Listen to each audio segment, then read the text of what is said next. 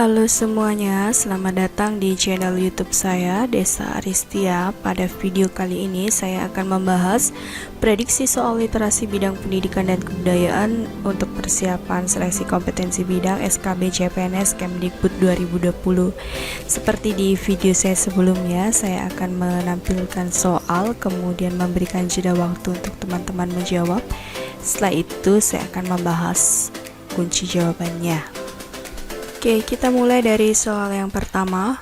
Undang-Undang Republik Indonesia Nomor 14 Tahun 2005 merupakan salah satu undang-undang yang penting dalam dunia pendidikan karena mengatur tentang A. Bantuan operasional sekolah, B. Guru dan dosen, C. Pendidikan karakter, D. Wajib belajar, E. Rintisan sekolah bertaraf internasional. Yang ini jawabannya B, jelas. Undang-Undang Republik Indonesia Nomor 14 Tahun 2005 itu mengatur tentang guru dan dosen. Terlanjut nomor 2, guru dapat diberhentikan tidak dengan hormat dari jabatan sebagai guru apabila melalaikan kewajiban dalam menjalankan tugas selama berturut-turut. A. 1 bulan, B. 3 bulan, C. 4 bulan, D. 6 bulan, E. 12 bulan. Ya, ini jawabannya A. Guru dapat diberhentikan tidak dengan hormat dari jabatan sebagai guru karena A. melanggar sumpah dan janji jabatan, B. melanggar perjanjian kerja atau kesepakatan kerja bersama, C. melalaikan kewajiban dalam menjalankan tugas selama 1 bulan atau lebih secara terus-menerus. Jadi jawabannya A tadi 1 bulan.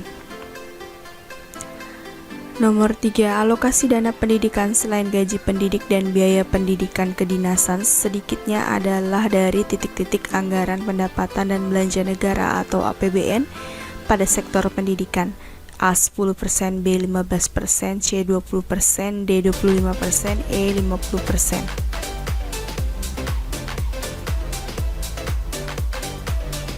Ya, ini jawabannya C. Dalam pasal 49 ayat 1 Undang-Undang Republik Indonesia Nomor 20 Tahun 2003 tentang Sistem Pendidikan Nasional dijelaskan tentang alokasi dana pendidikan, yaitu dana pendidikan selain gaji pendidik dan biaya pendidikan kedinasan dialokasikan minimal 20% dari anggaran pendapatan dan belanja negara atau APBN pada sektor pendidikan dan minimal 20% dari anggaran pendapatan dan belanja daerah atau APBD. Nomor 4, pendidikan keagamaan dapat diselenggarakan melalui jalur pendidikan di bawah ini. A. Formal, B. Informal, C. Non-formal, D. Tidak ada jawaban benar, E. Semua jawaban benar. Ya, ini jawabannya E. Pendidikan keagamaan dapat diselenggarakan pada jalur pendidikan formal, non-formal, dan informal. Lanjut nomor 5, syarat-syarat untuk memperoleh izin pendirian satuan pendidikan meliputi hal-hal di bawah ini kecuali A. Lokasi pendidikan, B. Isi pendidikan, C. Sarana dan prasarana pendidikan, D. Pembiayaan pendidikan, E. Sistem evaluasi dan sertifikasi. Ya, ini jawabannya A. Syarat-syarat untuk memperoleh izin pendirian satuan pendidikan meliputi isi pendidikan, jumlah dan kualifikasi pendidik dan tenaga kependidikan, sarana dan prasarana pendidikan, pembiayaan pendidikan, sistem evaluasi dan sertifikasi, manajemen dan proses pendidikan. Jadi yang tidak termasuk adalah lokasi pendidikan. Nomor 6, Rintisan Sekolah Bertaraf Internasional atau RSBI ditiadakan pada tahun 2013 karena membatasi akses hak warga negara untuk mengenyam kualitas pendidikan yang baik.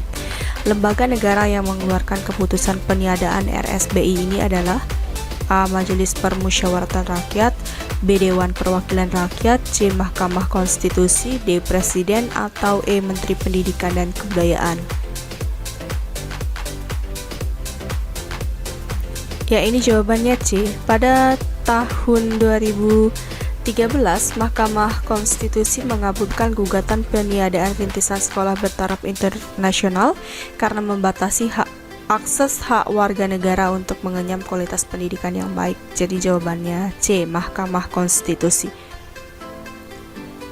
Nomor 7, di bawah ini merupakan jenis-jenis pendidikan informal yang ada di Indonesia kecuali A. Taman Pendidikan Al-Quran, B. Pasca Sarjana, C. Sekolah Minggu, D. Kursus musik, E. Bimbingan belajar. Ya, ini jawabannya B. Pasca Sarjana merupakan salah satu jenjang dari pendidikan formal di Indonesia. Nomor 9, pendidikan anak usia dini merupakan pendidikan yang diselenggarakan sebelum jenjang pendidikan dasar. Berkaitan dengan hal tersebut, pendidikan anak usia dini yang dapat dikategorikan dalam jalur pendidikan formal adalah A. TK dan RA, B. TK dan keluarga, C. KB dan TPA, D. TPA dan RA, E. TK dan TPA.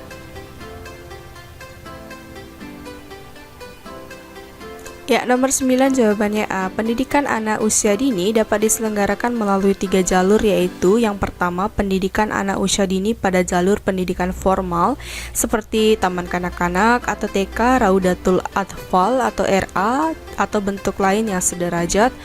2. Pendidikan anak usia dini pada jalur pendidikan non formal seperti kelompok bermain, taman penitipan anak atau bentuk lain yang sederajat. Yang ketiga, pendidikan anak usia dini pada jalur pendidikan informal seperti pendidikan keluarga atau pendidikan yang diselenggarakan oleh lingkungan.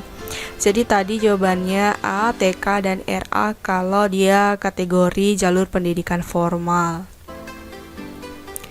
Nomor 10, pendidikan pasraman merupakan salah satu bagian dari pendidikan nasional, tepatnya sebagai bentuk dari A. Pendidikan anak usia dini, B. Pendidikan muatan lokal, C. Pendidikan informal, D. Pendidikan kedinasan, E. Pendidikan keagamaan.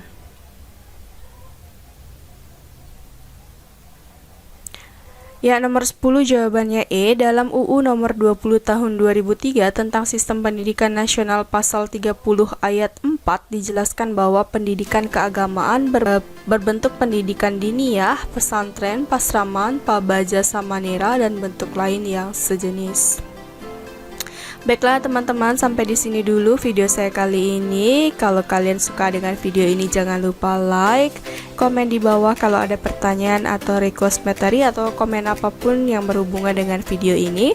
Subscribe channel YouTube saya untuk terus mendukung saya membuat video-video yang bermanfaat. Channel YouTube saya Desa Aristia, nyalakan lonceng notifikasinya supaya teman-teman mendapatkan informasi kalau saya sudah mengupload video terbaru. Dan jangan lupa share video ini kalau kalian ingin berbagi manfaat kepada lebih banyak orang. Terima kasih banyak sudah menonton, terima kasih partisipasinya dan dukungannya. Sampai ketemu di video berikutnya, bye bye.